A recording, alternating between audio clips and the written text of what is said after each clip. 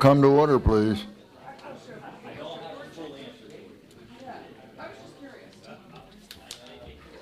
Oh, thank you. Lisa?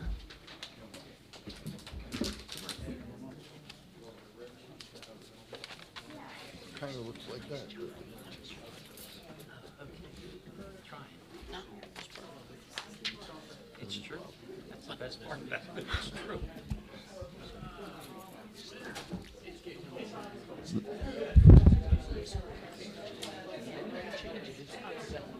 Yeah, I don't think we're like, no, absolutely not. The notice requirements of the Open Public Meetings Act for this meeting have been satisfied. Would you please turn off electronic equipment as we stand for the Pledge of Allegiance?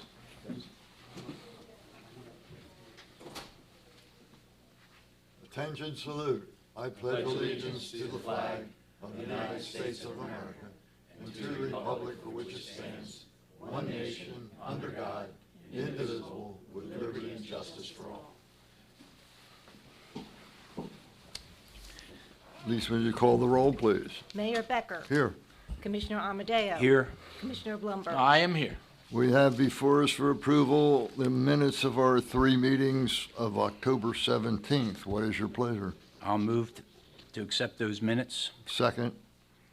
Mayor Becker. Yes. Commissioner Amadeo. Yes. Commissioner Blumberg. Yes. We'll now open for public comment.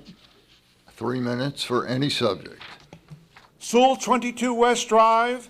Mayor, last commission meeting, you had a Rodney Dangerfield moment lamenting no respect, forgetting that to garner respect, one must first possess self-respect.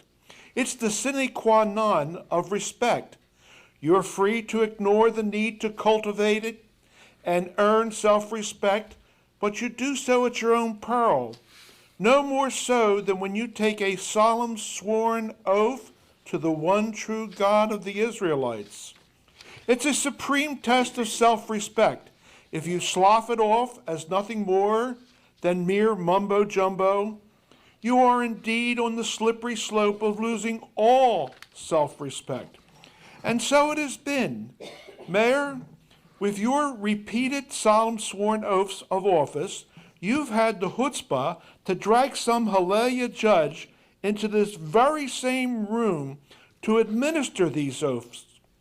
Mayor, ignorance may be bliss, but ignorance of the law is no excuse. Mayor, being cognitively impaired, you may not be able to appreciate the gravitas of your solemn sworn oath of office. Swearing to uphold the New Jersey Constitution is a mighty tall order. Mayor, in all likelihood, you have never read the New Jersey Constitution in toto. This grievous omission is to be expected of someone not fully engaged with reality. The express mandate in Article 8, Section 4, calls for a thorough and efficient education. Mayor, if you can ever recall, you were in total denial that Margate school system fails all 7 indices of efficiency, as established by the State Department of Education. Yes, Giovanni, the mayor was absolutely, positively clueless, and your Goomba paisano, Art Cotilli, had to go back to his home and retrieve this state document. Art went back to the City Hall Annex to present this critical document. Any cogent mayor would have immediately ordered the Board of Education to study these gross failures and to create means and ways to remedy this most serious persistent problem.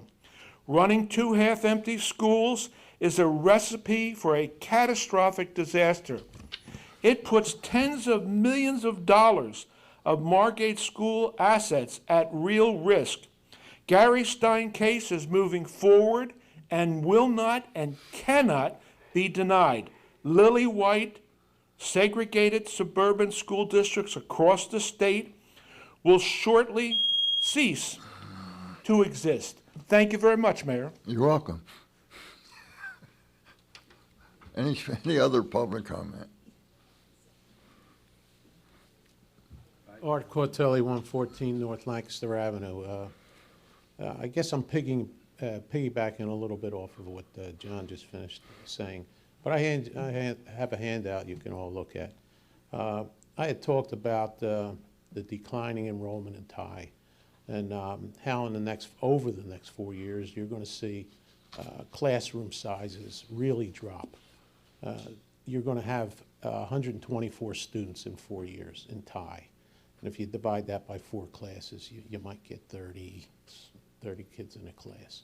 And when the bell rings, they go to various subjects. So you divide 30 by even 4, you get 7 kids per class. I mean, this is a catastrophe. But then I see this handout that I gave you. That was a result of something John put together.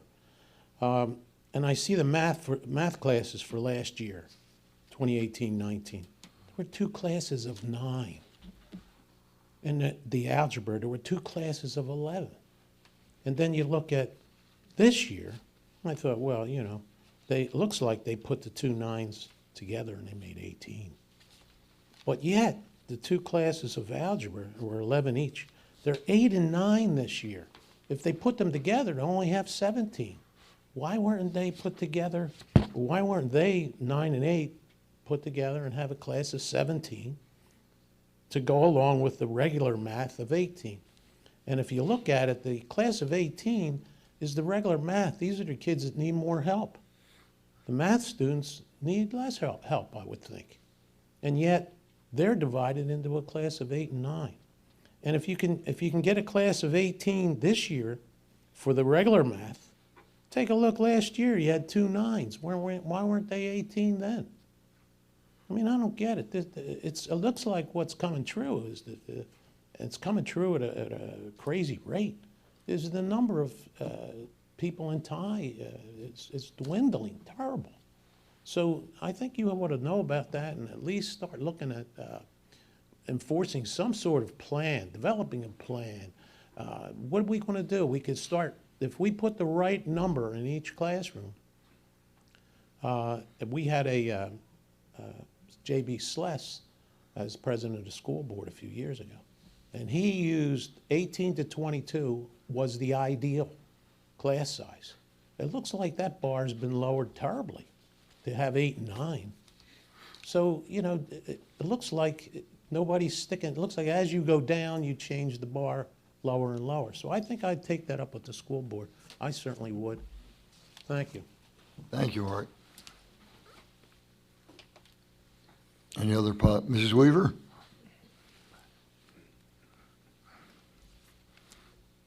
Carol Weaver, 12 Edgemar Circle. Someone brought up about the playground at the school. Well, I have a complaint. Out of all the playgrounds in Margate, the one at the ball field is absolutely the worst. It is like horrible to take children over there. There's really nothing that's fun about it. And they have the little tyke section separated all the way across the field, across from JCC. And really, you could combine that over at the other one. And given the fact that really year-round that playground is used, especially during the baseball season and through, so many families come there, they have little children, and that playground is a place where the kids can go. So if you can find some equipment that's maybe being moved out of the other playgrounds at the schools or something, anything's better than what is there. And, you know, I do have an issue sometimes. I mean, I live right there. I take my grandchildren there. I grew up there. I went to that playground. The Margate mothers built the first playground that was there. But, you know, in years past, we had a problem with the kids congregating there at night. And it was the only time when I would ever call the cops because they would be there late at night. And then when I would go over there, unfortunately, use condoms under the swings, and, you know, it's kind of gross. And even there was a hypodermic needle. So I always had a concern with what might happen there. And there had been one instance where someone had gotten beat up. You know, they got called to come over there and, you know, and that kind of thing. And I understand that we don't want it to be a congregation place, but at the same time, out of all the playgrounds in the city, and I've gone to all of them, that one is the worst. And given the fact that it's such a big recreation area, that I think it should look better. And, you know, I wish they would come up with, I think they've gone out of their way to make playground equipment look neat, but actually it isn't as much fun to play on as maybe some of the old stuff used to be. So if some more money can be found, or if some other equipment that's being moved from other school playgrounds could be brought to that playground, anything's better than what isn't there now. So, thank you. Thank you. Mrs. Weaver, for information, we do have plans in the near future to upgrade all playgrounds. Okay. Okay. Including that one? That's Okay. included in all. Is that going to be, is the mulch going to be removed? We haven't had design yet, so I Okay, can't. because that's the other thing. When it rains, it's puddled over there. You can't even use the swings or anything because it's just so, mulching, if it's not thick and packed, it allows for more pooling. We'll So take they care of think it. about it. But anything's better than We what's kept there. our engineer here to hear that, so There he is. Mike, if I may add, You may. Carol, we do, Andrew Miles does have a playground team, a committee that he put together. They've been out, they've been studying other towns, they've been looking at equipment. As the mayor said, Okay. we do have plans to upgrade all the playgrounds. That is in fact on the list. We have money in the budget to start. The playground that we're starting with did in fact have condemned equipment that the joint insurance fund said we couldn't use. So that's why we started there. But the idea is that we are going to be looking at all the playgrounds and trying to make them all nicer and usable That's great. with new equipment, not used. Thank you. thank you. All right, thank Any other public comment?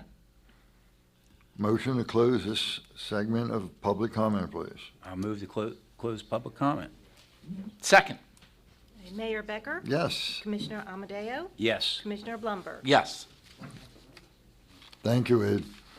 thanks. We will now open public comment on ordinance 10 and resolutions. Is there any public comment on those items on the agenda? Is there a motion to close public? I'll make that motion. Second, Mayor Becker? Yes, Commissioner Amadeo? yes, Commissioner Blumberg? Yes. thanks, Ed. it's up to you, Lisa. Bring us home. babe. Okay. May I have a motion for the introduction of ordinance number 10-2019, an ordinance amending Chapter 269, Water of the Code of the City of Margate City, County of Atlantic, and State of New Jersey? I'll make that motion. I'll second it. Mayor Becker? Yes, Commissioner Amadeo? Yes, Commissioner Blumberg? Yes. May I have a motion for the adoption of ordinance number 09-2019, an ordinance fixing the salaries and wages and compensation of certain officers and employees of the City of Margate City, County of Atlantic, New Jersey? so moved. Second, Mayor Becker? yes, Commissioner Amadeo? Yes, Commissioner Blumberg? yes.